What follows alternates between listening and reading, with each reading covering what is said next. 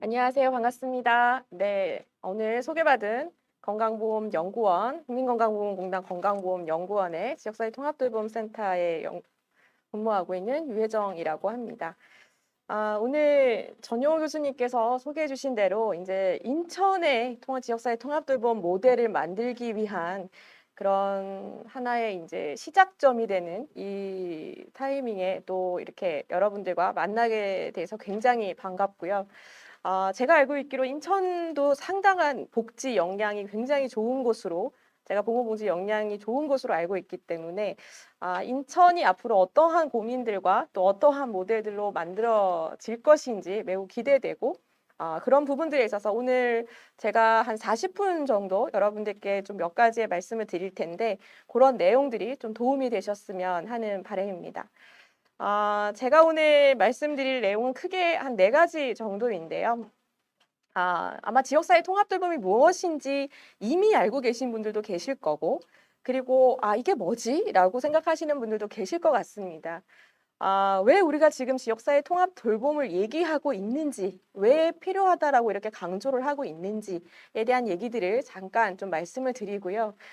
지금 인천은 인천형의 모델을 만들기 위해서 이제 본격적인 노력을 하시는데 2019년부터 이런 노력들을 좀 이렇게 먼저 시작했던 우리의 한 16개 지자체들이 있습니다. 그래서 지금 정부가 추진하고 있는 지역사회 통합돌봄 선도사업 지역에서 일어나고 있는 여러 가지의 내용들을 좀 간략하게 말씀을 드리고 국내의 내용과 함께 우리보다 약 20년 먼저 이 지역 포괄 케어 시스템이라고 하는 우리와 유사한 지역사회 통합돌봄을 이미 구축하기 위해 노력하고 있는 일본의 사례, 그리고 일본 중에서도 전국적인 일본의 여러 가지 인프라들과 함께 인천과 가장 유사한 지역적 특성을 갖고 있는 일본의 요코하마시가 갖고 있는 좀 사례들을 여러분께 잠깐 소개를 드리고, 마지막으로 우리가 앞으로 통합돌봄을 구현하기 위해서 필요한 검토 과제가 무엇이고, 특히 인천이 뭘 더 좀 고민하면 좋을 것인가에 대한 저의 개인적인 얘기들을 담아서 오늘 40분의 시간을 여러분들과 함께 하도록 하겠습니다.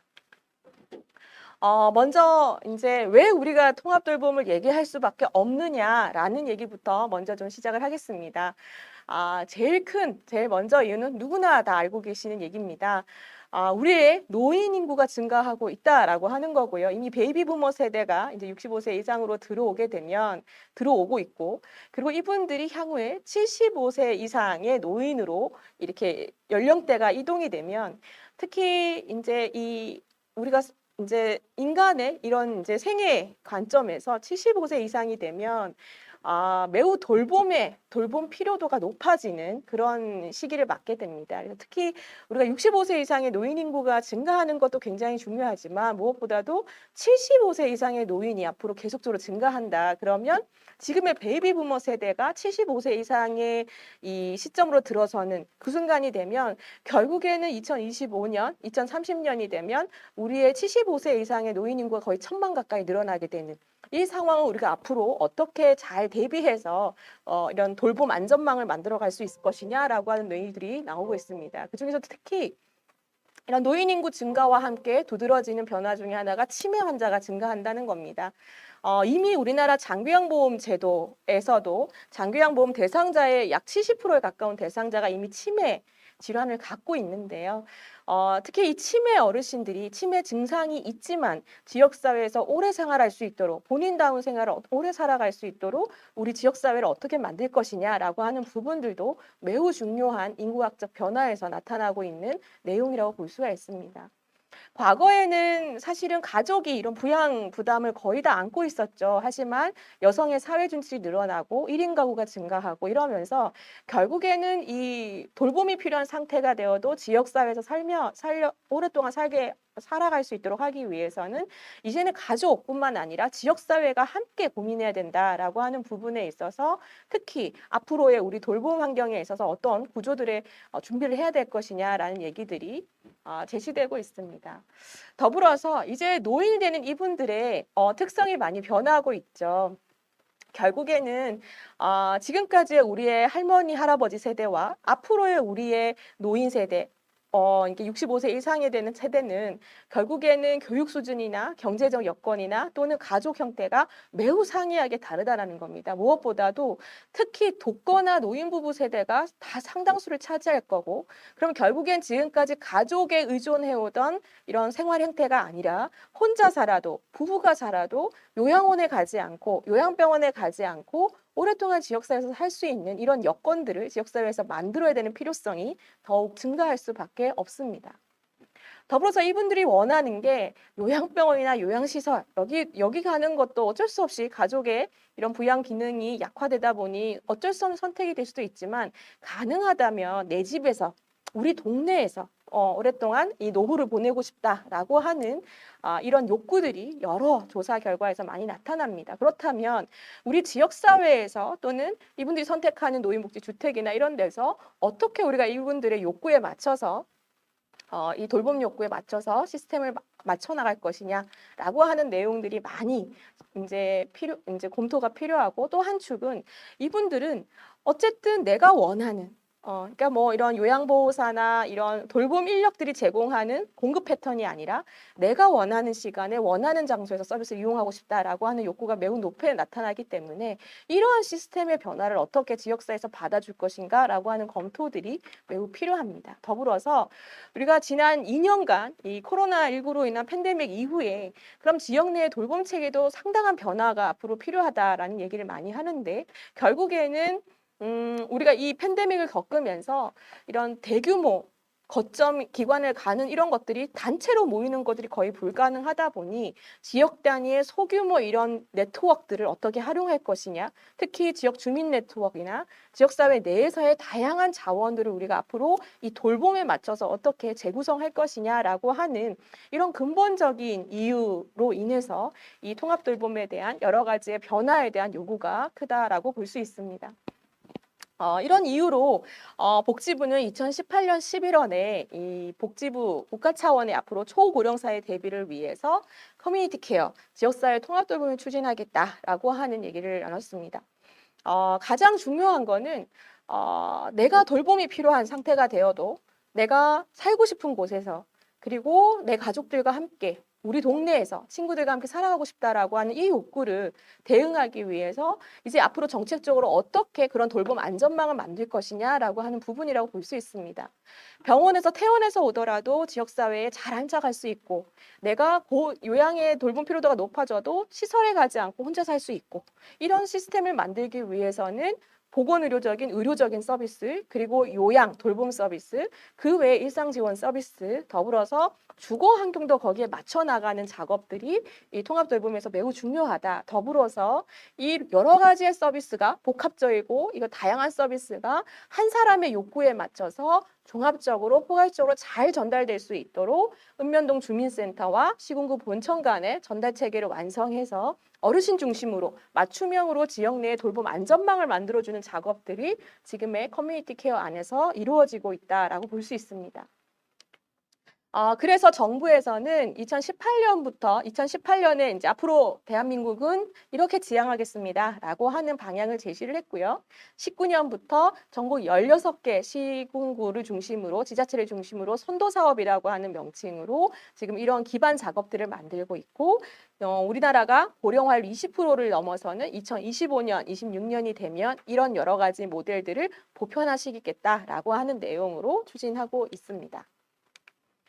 앞서 말씀드린 대로 2019년 6월부터 16개 지자체에서 선도사업이라고 이제 진행을 하고 있고요. 내년까지 선도사업은 진행될 예정입니다. 노인 16개 지역, 그리고 장애인 정신질환자 대상 지역이 3개 지역 이렇게 운영이 되고 있고요.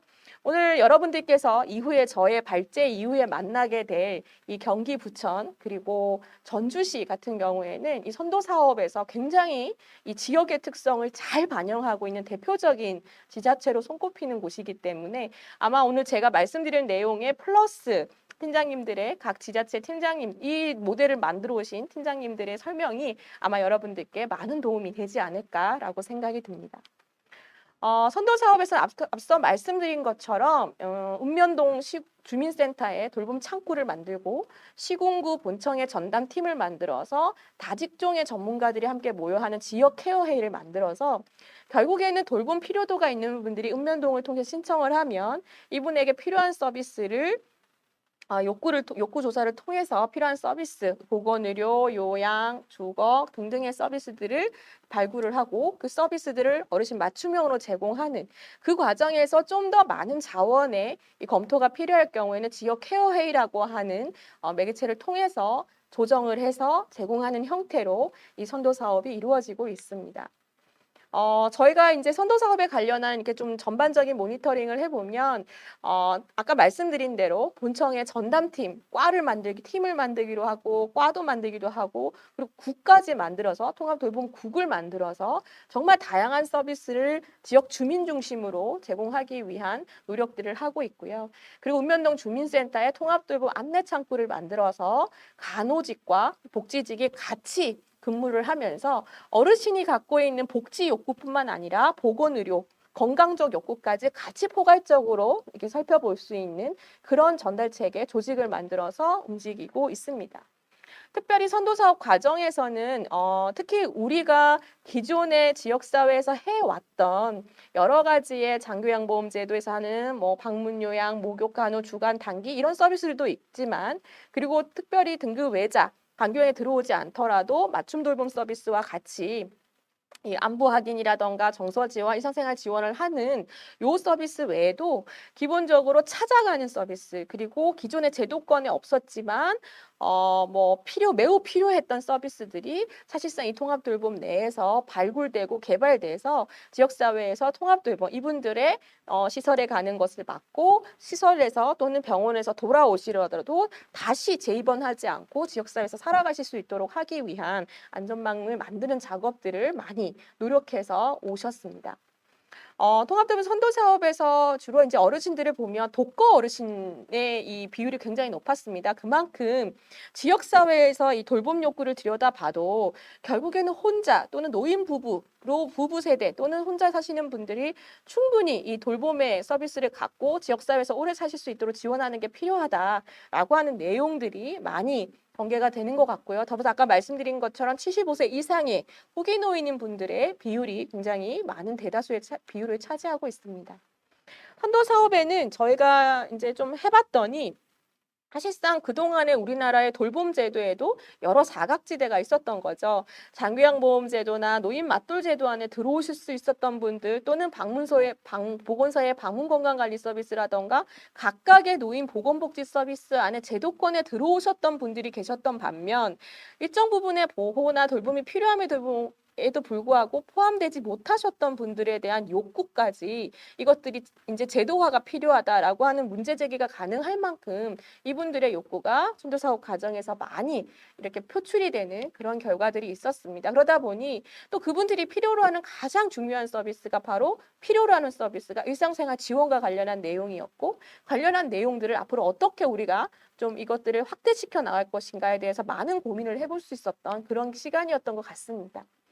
그래서 결국에는 선도 사업을 통해서 우리가 좀 들여다보고 그리고 지역에서 어떠한 욕구들이 있는지 그 욕구에 대응할 수 있을 만한 우리의 자원은 충분히 갖고 있는지 그리고 그분들의 욕구에 맞춰서 이런 자원들이 맞춤형으로 제공될 수 있는지에 대한 과정들을 봤을 때 아직 우리가 가야 할 길은 멀다 하지만 우리가 똑같은 그리고 공감대를 갖고 같은 방향성을 갖고 많은 각각의 분야의 전문가들과 현장 관계자들이 함께 할 때 거기에 그 안에서 답은 찾을 수 있다라고 하는 내용들을 선도 사업에서 많이 끌어올릴 수 있지 않았나라고 생각을 합니다.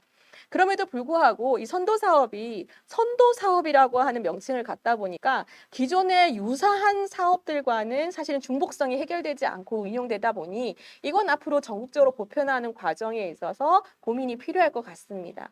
그리고 더불어서 지금까지는 지자체만의 여러 가지 역할이었다면 이제는 보건의료와 요양과 주거의 문제까지 다 필요하다 보니 지자체와 함께 관련된 뭐 국민건강보험공단, LH, 보건소 등등등의 주요 공공기관들이 함께 협업을 해야 되는 과정들이 많이 두드러졌고, 그리고 그 과정에 있어서 공공기관과 민간기관의 이 협업까지 같이 가야 되는 이런 과제들이 많이 도출되게 된 것 같습니다. 그럼에도 불구하고 2년 동안의 이 선도 사업 과정에서 굉장히 좀 어려웠던 것은 우리가 코로나 팬데믹 시기에 이 선도 사업을 하다 보니까 정말 다양한 더 많은 아이디어를 발굴하고 해볼 수 있었지만 좀 한계가 있었다라고 하는 좀 아쉬운 부분이 있긴 합니다. 하지만 여러분께 말씀드린 것처럼 선도 사업 시행으로 인해서 기존의 돌봄 제도권 밖에 있던 욕구가 면밀한 검토가 필요하다라고 하는 문제 제기가 충분히 가능했고, 그리고 지역 돌봄 욕구에 대한 진단, 그리고 지역 자원을 최대한 활용할 수 있는 다양한 아이디어들이 도출되었던 그런 우리가 계기를 맞았지 않나라고 생각을 합니다. 더불어서 결국에 우리는 지금까지 보건복지를 하면서 항상 취약계층 또는 저소득 중심의 여러 가지의 대상자의 우선 기준을 가져왔다면 지역사회 통합돌봄은 그 대상자 기준을 넘어서서 대한민국 국민 누구나 우리 지역 주민 중에 돌봄 욕구가 있다면 보편적 돌봄으로서의 시스템을 만들자라고 하는 부분에 있어서의 하나의 그 시도였다라고 보여집니다. 하지만 이제 재원이라던가 뭐 자원이라든가 이런 것들이 굉장히 한계가 있다 보니까 어느 대상자 그룹을 우선적으로 두어야 될 것이냐라고 하는 얘기들이 있긴 하지만 결국에는 우리가 바라보는 관점이 보편적 시각에서의 돌봄으로 많이 전환이 됐다라고 하는 부분에 있어서는 많은 참여자들이 그 변화를 느끼고 있는 것 같습니다. 특히 이런 통합돌봄 선도사업을 통해서 일상생활 지원이나 주거 지원에 있어서의 특히 여러 가지의 긍정적인 변화들이 좀 있었고, 더불어서 우리가 이 과정에서 말씀드렸던 것처럼 공공과 민간 간의 협업이 매우 중요하고 보건과 복지 그리고 주거 영역까지의 다양한 어르신의 욕구 중심의 포괄적인 영역 간의 여러 가지의 연계나 이런 것들이 원활히 이루어져야 되지만 우리가 앞으로 이제 한 발짝이다라는 생각 이제 상황에서 앞으로 그것들을 더 활성화하기 위한 과제들은 여전히 남아 있고, 그리고 그런 활성화를 도모하기 위해서는 각각의 영역의 담당자들이 함께 같은 정보를 보고 같이 대상자를 이행할 수 있는 정보 공유 시스템도 같이 만들어져야 훨씬 더 시너지가 좋을 것이다라고 하는 내용들로 지금 선도 사업에서는 다양한 의견들이 도출되고 있는 상황입니다. 우리는 이제 시작한 지 말씀드린 대로 선도 사업이 이제 2년을 넘어섰습니다. 그리고 이제 앞으로 우리가 고령화율 20%를 이제 맞이하면서 저는 일종의 제가 쓰는 표현으로 요양 쓰나미라고 하는 표현을 쓰는데요. 우리가 맞이하게 돼 그거를 좀 선제적으로 대응 체계를 만들기 위해서 이 본격적인 커뮤니티 케어 지역사회 통합 돌봄이라고 하는 이 패러다임을 바꾸기 위한 노력들을 하고 있습니다. 근데 우리보다 먼저 약 20년 가까이 이러한 노력들을 해왔던 대표적인 국가가 일본입니다. 왜 우리가 일본을 볼 수밖에 없느냐? 사실 일본은 우리에게 가깝고도 굉장히 먼 나라인데요. 근데 그럼에도 불구하고 일본을 볼 수밖에 없는 이유는 우리의 제도와 상당히 유사한 제도를 갖고 있고 관련해서의 지역사회가 갖고 있는 여러 가지 특징들도 매우 유사한 부분들이 많습니다. 그러다 보니 우리가 비단 일본을 따라가자는 아니지만 일본이 20년간 해왔던 경험 속에서 우리가 충분히 우리 것으로 만들 수 있는 여러 가지의 사례들은 우리가 충분히 들여다볼 필요가 있다. 그리고 그 강점들을 갖고 우리가 한국형의 우리 지역사회의 모델로 만들기 위해서 우리가 어떤 노력을 할 거냐라고 하는 부분에서 일본의 사례를 좀 바라보는 관점은 매우 중요한 것 같습니다. 일본은 고령화율이 지금 거의 30%를 향해 가고 있습니다. 그러니까 지금 우리보다 양 고령화율이 딱 2배라고 보시면 되는데요. 그러다 보니까 뭐 노인 인구 자체도 지금 현재 거의 한 3,500만 명 정도가 되고 75세 이상 노인이 2천만 명을 넘어서고 있습니다. 그래서 굉장히 이 노인 돌봄으로 인해서 사회보장 체계 전반이 이 돌봄의 얘기를 할 수밖에 없는 그런 구조를 갖고 있습니다. 이렇게 노인 인구가 많아지고 돌봄의 피로도가 높아지고 이러다 보니 결론적으로는 노인 인구 급증에 따른 노인 의료비의 부담이 굉장히 늘어나고 있습니다. 그 의료비라고 함은 보건의료 서비스에 해당되는 부분일 수도 있고 그리고 돌봄과 관련한 사회적 비용이라고 볼 수도 있습니다. 그러다 보니 결국에는 이 어르신들이 지역사회에서 온전히 본인다운 생활을 하고 가족의 돌봄 부담을 이제 좀 덜어주고, 그리고 그들이 부담의 집에서 이 돌봄의 부담을 가지지 않고 지역사회로 경제적 인구로 이 경제 생산활동 인구로서 다시 나와서 지역사회에서 돌아와서 일과 가정 그리고 일과 돌봄이라고 하는 양립의 체계를 갖춰야지만 이 사회 자체가 지속 가능하다라고 하는 이런 논리적 전제를 갖고 이 요양 그리고 부담, 이 돌봄 부담을 해소하기 위한 매우 중요한 정책적 패러다임을 이뤄가고 있는 상황입니다. 아마 이 그림을 많이 보신 분들 계실 텐데요. 일본의 후생 노동성이 그리고 일본 정부가 이 지역 포괄 케어, 커뮤니티 케어를 얘기할 때 늘 제시하는 그림이 이 그림입니다. 30분 이내의 지역 안에서 내가 필요할 때, 돌봄이 필요할 때, 또는 의료 서비스가 필요할 때, 그리고 내가 일상생활 지원이 필요할 때 30분 이내의 범위 안에 관련 인프라가 갖춰져 있어서 이런 인프라를 이용하면서 지역사회에서 오래 살 수 있도록 하는 내용. 그리고 비단 아까 햇살 요양원의 사례가 있었는데 말 그대로 에이징 인 플레이스입니다. 비단 집에서만이 아니라 커뮤니티라고 하는 단위 안에서 주택에서 살 수도 있고 시설에서 살 수도 있지만 결국에는 개호 서비스, 요양 서비스가 필요한 단계가 되면 지역사회 안에서 이걸 해결해보자라고 하는 게 이 일본의 지역 포괄케어 시스템이 갖고 있는 가장 큰 정책적 방향입니다. 일본의 지역 포괄 케어 시스템은 제도화로 제시가 된 건 2006년이었고요. 1997년부터 이미 지역 포괄 케어에 대한 논의가 이루어졌습니다. 몇 번의 큰 굵직굵직한 제도 개정을 통해서 현재의 모습을 갖고 있는데요. 우리가 일본의 제도를 통해서 좀 봐야 될 가장 중요한 포인트는 오늘 제가 마지막까지 여러분께 강조할 내용 중에 하나이긴 합니다만 공적 제도만으로 지역 포괄 케어는 완성되지 않는다라는 겁니다. 그러니까 제도는 제도대로 발전을 해야 됩니다. 보건의료 서비스에 대한 발전을 해야 되고 병원 중심이 아니라 지역에서 의료 서비스를 이용할 수 있도록 재택의료 시스템이 발전을 해야 되고 시설 가능 중증화가 돼서 시설에 가는 거는 또 시설에서의 서비스가 또 많이 고도화가 돼야 되겠지만 가급적 집에서 오랫동안 생활할 수 있도록 재가 요양 서비스가 확충이 돼야 되고 요양이 들어가기 전 단계에 예방적 단계의 서비스가 많이 확충이 돼야 되고 물론 중앙정부가 국가적 차원에서 해야 되는 제도권의 성장은 분명히 필요합니다. 하지만 일본이 20년간의 경험을 해보면서 느끼는 거는 공적 제도만으로는 지역 포괄 케어가 완성되지 않는다. 결국에는 공적 제도는 어디까지나 조세나 보험료의 재원을 가지고 움직이기 때문에 결국에 공적 제도에서 커버할 수 있는 범위는 한정적일 수밖에 없다. 그러면 그 틈새의 돌봄 욕구는 결국에 다시 지역 돌봄 네트워크가 활성될 수밖에 없다. 기반이 될 수밖에 없다라고 하는 게 이 일본의 지역 포괄 케어가 지향하고 있는 방향입니다. 제가 번역을 다 하지 못했는데요. 그래서 이 일본의 지역 포괄 케어의 그림입니다. 이 나뭇잎인데요. 화분이 되어 있죠. 각각의 이파리가 갖고 있는 거는 복지, 보건, 주거, 예방, 이런 걸 의미하고요. 그 기반이 되는 거는 본인이 지역사회에서 계속 살고자 하는 선택, 그리고 가족이 그것을 지지해 줄 수 있어야 되고, 그리고 지역사회가 그걸 안아줄 수 있을 때 가능하다. 그리고 그 부족한 부분들과 그 기반을 전문가들이 협업을 통해서 지원해준다라고 하는 내용들이 바로 이 일본의 지역 포괄 케어 시스템의 방향성이 갖고 있는 그림입니다.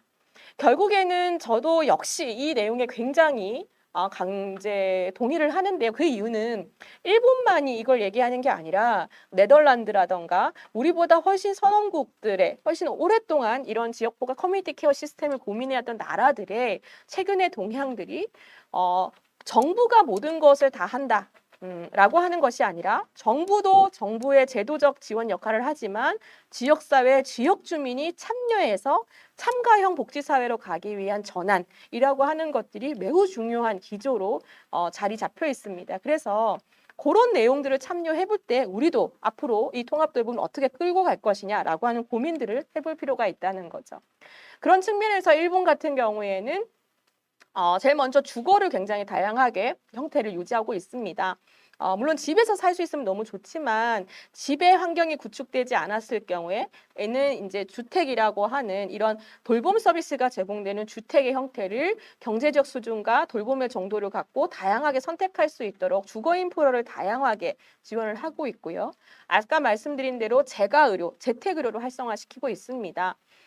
우리나라에는 지금 아직 많이 활성화되지 않았지만 이 방문의료, 왕진, 그리고 방문간호, 방문재활, 뭐 이런 보건의료의 재택형 서비스들을 통해서 굳이 병원에 가지 않더라도 일상적으로 의료 서비스를 잘 지원받으실 수 있도록 하는 그런 형태의 보건의료 서비스를 확충하는 내용들을 갖추고 있고요.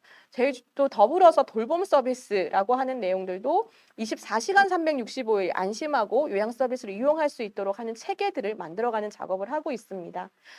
특히 일본 같은 경우에는 이 지역 포괄 케어 시스템을 지향하면서 지역사회에서 가장 강조했던 요양 서비스 중에 하나가 24시간 365일 안전하게 지역사회에 이 안전망을 만들기 위한 작업들, 그러니까 뭐 밤에도 요양보호사가 방문할 수 있고 하루에 두세 번 수시 방문을 통해서 어르신이 필요로 하는 시간에 방문할 수 있는 체계를 만드는 거, 그리고 한 번의 서비스, 한 번의 신청을 통해서 요양, 목욕, 간호, 주간, 단기 보호 이 5가지를 한 기관에서 맞춤형으로 이용해 볼 수 있도록 하는 시스템을 맞추고 있습니다. 예를 들어서 이런 경우가 있는 거죠. 우리는 지금 요양보호사가 예를 들어서 하루에 한 번 보통 10시에서 1시 어르신들 댁을 방문해서 거의 3시간씩 요양 서비스를 해두고 나옵니다. 근데 독거 어르신들의 같은 경우에는 24시간 중에 그렇게 되면 21시간은 거의 혼자 생활하게 되는 거죠. 그러면 나에게 무슨 일이 일어나면 어떡하지? 물론 자녀들이 있으면 좋지만 안 계신 분들 같은 경우에는 내가 힘들어지면 어떡하지? 갑자기 나에게 무슨 일이 생기면 어떡하지? 라고 하는 그 불안감 때문에 사실은 지역생활을 유지하기가 굉장히 어려운 상황이 될 수 있습니다. 예를 들어서 이런 제공 패턴을 바꿔보는 거죠. 만약에 혼자 사는 어르신에게 하루에 2번, 3번 요양보호사가 단시간 방문을 통해서 어르신을 챙겨드리는 역할로 요양 서비스가 제공될 수 있는 구축체계가 바뀐다면, 그리고 며느리가 또는 딸이, 우리 여성들이 굉장히 돌봄 부담을 많이 갖고 있는데 내 아이의 어머니가, 시어머니가 돌봄 필요도가 있는데 나는 직장을 같이 가야 돼요. 그랬을 경우에 이 어르신이 아침에 일어나서 주간보호센터를 갔다가 집에 와서 저녁을 드시는 것까지 이 재가기관에서 원스톱으로 서비스 제공해 준다면 어떻게 될까? 어머님 안녕히 계세요. 다녀오겠습니다. 하루 잘 보내세요. 이렇게 출근을 하면 그 제가 서비스 제공 기간에 요양보호 선생님이 오셔서 어르신을 모시고 챙겨서 주간보호센터를 모시고 가고, 주간보호센터에서 하루를 보내시고 집에 오셔서 저녁까지 요양보호사 선생님이 챙겨서 퇴근을 하시게 되면 결국에 이게 시설 서비스는 아니지만 어르신에 대한 돌봄 부담도 많이 돌봄 욕구도 이제 대응할 수 있고, 가족의 돌봄 부담도 해소할 수 있는 뭐 이런 체계로의 뭔가 어르신 중심의 맞춤형의 서비스의 공급 체계가 가능할 수 있는 그런 형태로 좀 바꿔주면 어떨까? 일본은 그런 노력을 좀 10여 년 전부터 하고 있습니다. 물론 쉽지 않은 노력이긴 하지만 이제는 우리가 맞춤형이라고 하는 이런 이제 서비스 패러다임을 갖고 생각을 해볼 때, 그리고 더불어서 우리가 아무리 통합 돌봄을 하려고 해도 돌봄, 요양이 지역사회에서 구현되지 않으면 시설이나 병원을 선택하실 수밖에 없기 때문에 그 부분을 어떻게 해소할 것인가에 대한 고민점들이 있는 것 같습니다. 말씀드린 것처럼 일본도 이런 보건의료 서비스, 요양 서비스를 확충하기 위해서 우리처럼 장기요양보험과 같은 개호보험 제도를 운영하고 있고요. 건강보험에서 재택의료 서비스를 확충하고 있습니다. 말씀드린 것처럼 이런 공적 서비스 외에 공적 서비스는 확충, 고도화하지만 그 틈새, 이 어르신들을 지원하기 위한 틈새 복지를 하기 위해서 지역 돌봄 네트워크를 구축하고 있습니다. 이러한 내용들이 지역 포괄지원센터라고 하는 권역에 거점 센터를 두고 거기에 전문 인력들이 배치가 돼서 어르신별로 이런 여러 가지의 그 케어 조정 회의를 하는 그런 체계를 갖추고 있는데요. 우리와 달리 일본은 읍면동 주민센터가 없습니다. 그러다 보니 권역별이라고 하는 인구 10,000명당 기준으로 이런 공공기관을 세워서 그런 역할을 하고 있는 거고요. 결국에 우리는 읍면동 주민센터, 그리고 읍면동 주민센터를 동 단위에서 그리고 부천처럼 광역동 수준에서 하는 형태, 이렇게 다양하게 지자체에서의 이런 통합 돌봄 창구를 운영하기 위한 노력들은 충분히 필요한 과제이지 않을까라고 생각합니다. 말씀드렸던 이제 그 요코하마시가 사실은 인천과 가장 유사한 지역적 특성을 갖고 있죠. 도쿄도의 인근에 있고 항만 도시이면서 일본의 차이나타운이 위치해 있는 요코하마시라고 하는 곳이 있습니다. 일본 최초의 개항지이기도 하고요. 그러다 보니 여기가 외국인 인력도 많고요. 외국인 주민들도 많고, 그리고 아무래도 이 도쿄와는 다른 지역적 분위기를 갖고 있습니다. 근데 이 요코하마도 매우 대표적인 지역 포괄 케어를 잘하고 있는 지역 중에 한 곳이에요. 근데 최근에 이 요코하마가 하고 있는 노력이 뭐냐면 결국에는 기존의 공공사업들을 잘 연계하기 위한 보건복지 계획과 개호보험 사업 계획을 같이 총망라한 요코하마형 종합계획을 추진해서 거기에 기반해서 아까 말씀드렸던 지역 포괄지원센터 같은 역할들을 요코하마시에 140개소를 설치를 해서 거기를 거점으로 해서 말씀드렸던 보건의료, 개호, 요양, 그리고 이 개호 예방, 지역 돌봄 네트워크를 만들어가는 작업을 하고 있습니다. 근데 요코하마시가 갖고 있는 가장 큰 강점은 바로 이 케어 프라자라고 하는 걸 운영하고 있다라는 거예요.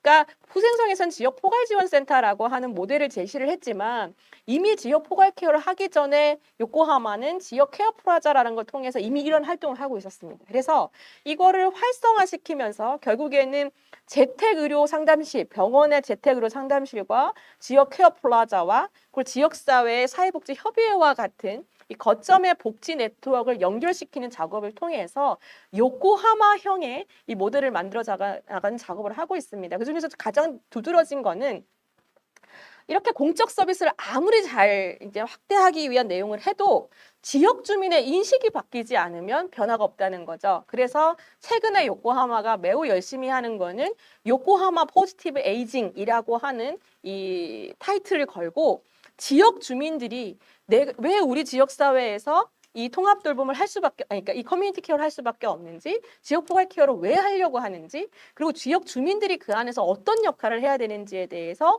다양한 홍보물을 만들고 그거를 주민 인식을 개선하기 위한 노력들을 매우 다양하게 하고 있습니다. 그래서 혹시 기회가 되시면 이 요코하마시의 홈페이지에 들어가 보시면은 지역 주민들이 인터뷰한 내용들을 많이 영상을 만들고요. 그래서 이게 지자체의 일이 아니고 남의 집 일이 아니고 내 일이다. 나와 우리 집이 함께 우리 동네가 같이 움직여야 되는 작업이다라고 하는 노력들을 매우 두드러지게 열심히 하고 있습니다. 그래서 이런 요코하마 시의 작업들도 많이 좀 살펴보시면 도움이 되시지 않을까. 아마 인천의 지역적 특성과 가장 유사한 지역이기 때문에 더더욱 이런 시스템들을 많이 살펴보시면 좋지 않을까라고 생각합니다. 이제 마지막입니다. 한 8분 정도 남았는데요.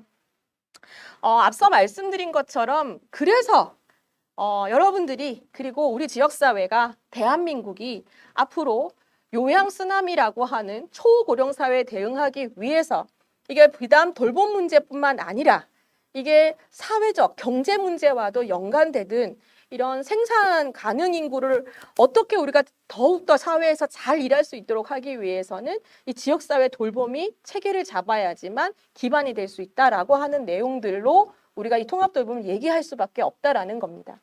그래서 이렇게 하기 위해서는 결국에는 보건복지 서비스가 같이 가야 하고 지역 단위의 다양한 인력들이 함께 노력을 해야 하고 그리고 자기 집 또는 주택 같은 역할, 이제 주거 기반이 구축돼야 된다. 그리고 이를 위해서는 공적 서비스의 인프라 확충은 물론이고 지역 공동체 회복, 지역 돌봄 네트워크를 만드는 작업들이 같이 가야지만 완성될 수 있다. 저는 제가 주로 쓰는 표현은 마을 만들기라고 얘기를 합니다. 그러니까 결국에는 돌봄을 이슈로 한 지역사회의 변화를 만들어내지 않으면 지역사회 통합 돌봄의 구현은 어렵다라고 저는 생각을 합니다. 그러기 위해서는 조금 효과적으로 하기 위해서는 우리 지역사회에 어떤 돌봄 인구가 있느냐를 좀 들여다봐야 되고요. 그리고 그분들에게 충분히 제공될 수 있는 서비스가 우리 지역사회가 갖고 있느냐. 그리고 우리의 돌봄 필요도가 있는 이 어르신과 그 가족들이 이 정보를 잘 알고 잘 이용하실 수 있도록 전달 체계를 잘 갖추고 있느냐. 그리고 그것들을 다 제반 인프라들을 만들기 위해서 재정은 어떻게 확보할 거냐라고 하는 그게 한 네 축의 고민들이 같이 돼야 될 것 같습니다. 어쨌든 노인 돌봄이라고 한다면 장기형보험제도가 이 다수를 차지하고 있는데요. 이 장기형보험제도를 앞으로 어떻게 확장할 거냐, 지금의 모습대로 그대로 유지할 거냐, 대상자 그룹을 확충할 거냐, 뭐 이런 내용들에 있어서 지금 제도적인 관점에서의 고민은 좀 필요하다고 생각합니다.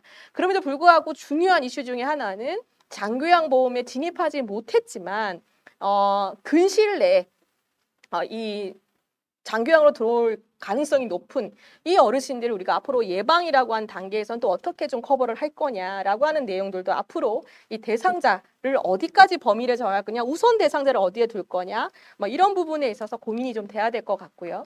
말씀드렸던 보건의료 서비스, 재택의료가 활성화되는 거동이 불편해서 병원을 못 가면 의사 선생님들이 집으로 방문해주는, 그리고 우리 간호사 선생님들이 주기적으로 방문해서 어르신의 건강 사정을 해줄 수 있는 뭐 이런 시스템이 좀 갖춰야 되지 않을까. 그리고 요양도 말씀드렸듯이 24시간 365일 안심하고 제가해서 이용할 수 있도록 서비스를 확충해 나간 노력들이 필요하지 않을까.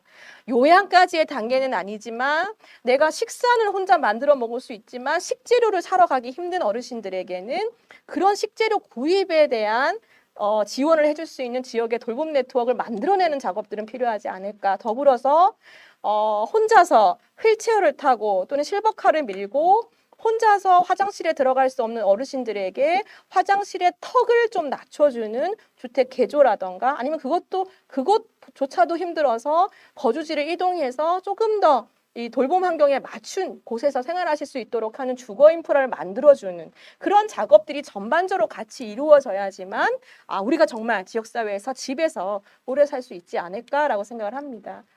더불어서 아까 말씀드린 대로 생각보다 우리 어르신들과 가족들은 이러한 정보가 매우 부족합니다. 이러한 정보들을 내가 어딜 가면 통합적으로, 종합적으로 해줄 수 있는 창구가 좀 마련이 되고, 내가 필요한 서비스, 그리고 내가 원하는 서비스를 얘기했을 때 좀 더 전문가들이 이런 맞춤형 서비스들을 연계하고 조정해 줄 수 있는 이런 코디네이터와 같은 그런 역할들의 기능들도 지자체에서 돌아간다면 얼마나 좋을까. 그게 지금의 지자체 읍면도 시군구 모델일 수도 있고, 또 여러 가지의 다양한 전달 체계 모델을 갖고 우리가 지역의 특성을 반영해서 만들어가는 작업들은 필요하지 않을까라고 생각합니다. 더불어서 재정인데요. 제일 중요한 게 돈입니다. 돈과 법이 만들어져야 법이나 제도적인 기반과 함께 돈이 있어야 이제 만들 수 있는데, 지금의 보험료와 재정 외에 추가적으로 어떤 기금 방식이나 이런 것들이 필요할 것인지에 대한 고민도 필요한 것 같습니다.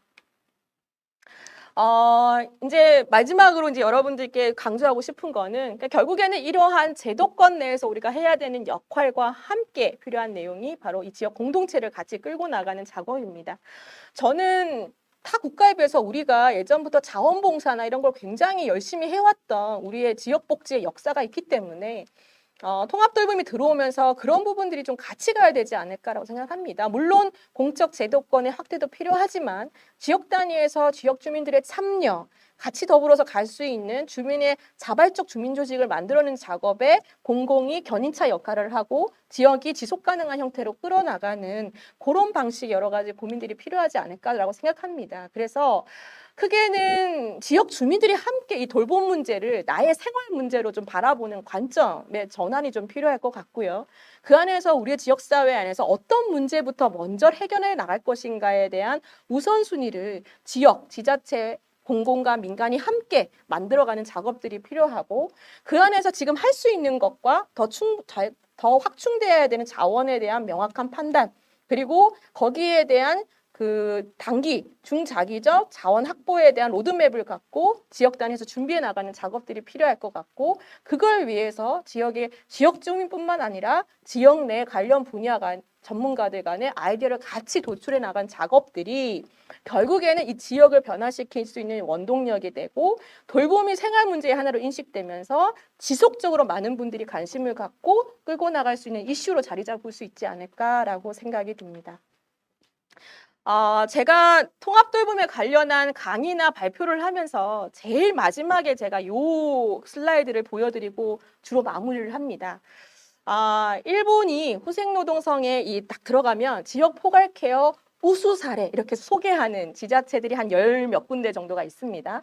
그중에 어느 전문가에게 물어봐도 그럼 전국에서 제일 잘하는데 어딜 가봐야 될까요? 라고 하면 많은 전문가들이 후쿠오카현의 오무타시를 얘기를 합니다.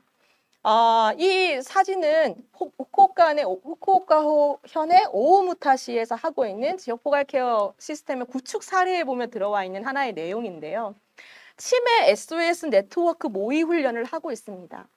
이 오무타시는 매년 9월이 되면 9월 제가 알기로는 셋째 주인가 넷째 주인데요. 제가 여기를 한번 가보려고 시도를 하다가 코로나 때문에 못 가고 있는데요. 꼭 한번 제가 일본으로 가고 싶은 곳인데 매월 9월의 마지막 주가 되면 매년 이틀간 전 지역 주민이 참여하는 치매 SOS 네트워크 모의 훈련을 합니다.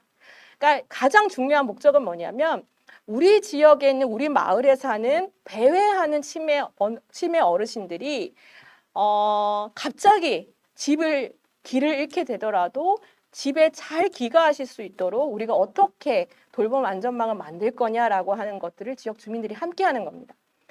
왼쪽부터 보시면 지역 주민들이 다 모여요.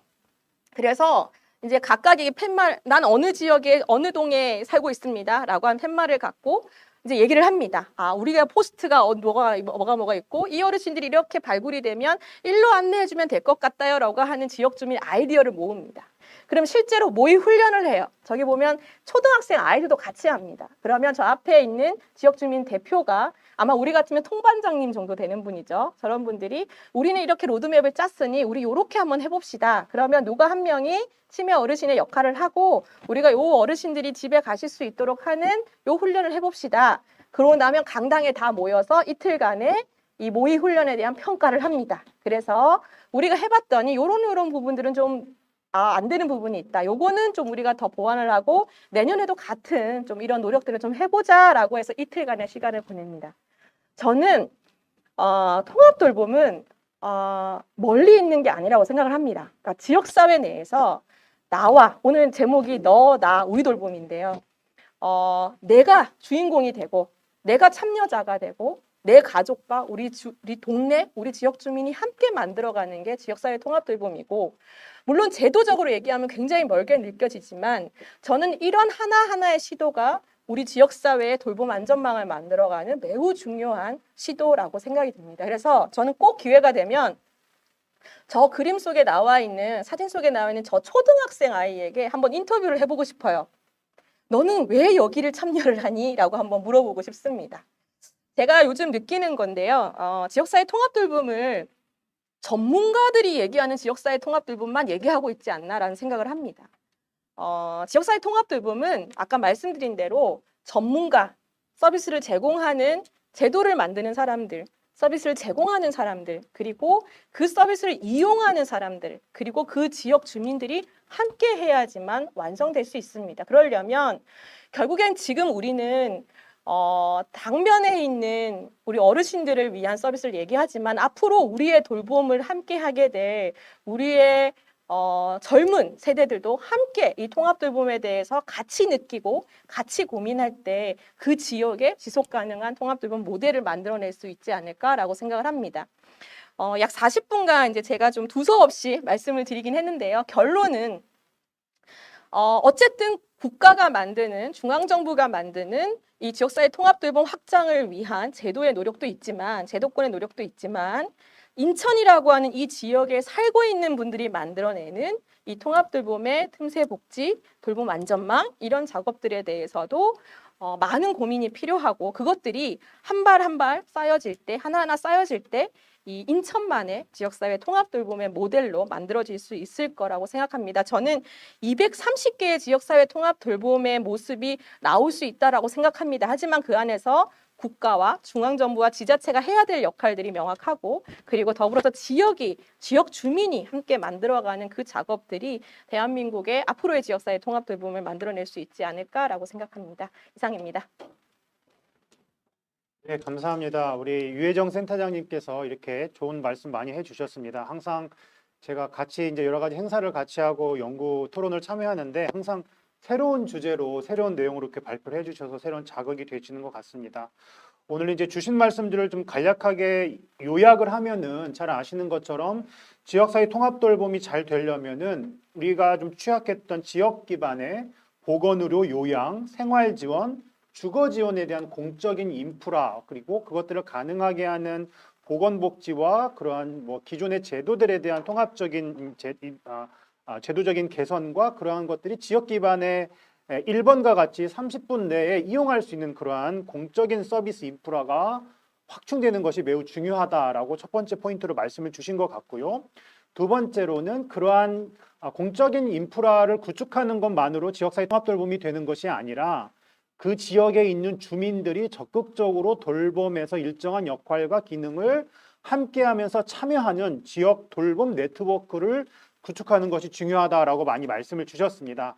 특히 일본의 요코하마형 종합계획 지역케어 프라자랄지 마지막으로 주신 후쿠오카현의 오모타시의 그러한 주민들의 참여하는 것들 이러한 것들을 통해서 지역 주민들이 지역사회 통합돌봄의 대상화나 객체가 아닌 정말 주인으로서 주체로서 돌봄에 참여하도록 하는 것들을 아주 좋은 구체적인 예시로서 제시를 해주시는 것 같습니다.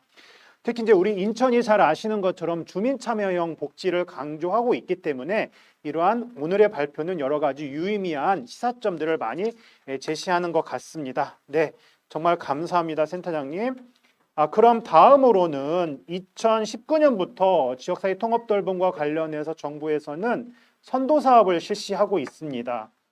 그래서 이제 지역사회 통합돌봄을 시범적으로 아주 잘하고 있는 지역들을 좀 더 모셔서 현장감 있는 이야기를 들어보도록 하겠습니다.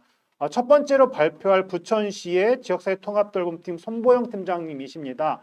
부천은 지역사회 통합돌봄과 관련해서 작년에 또 최우수상 대상을 받은 지역이기도 합니다.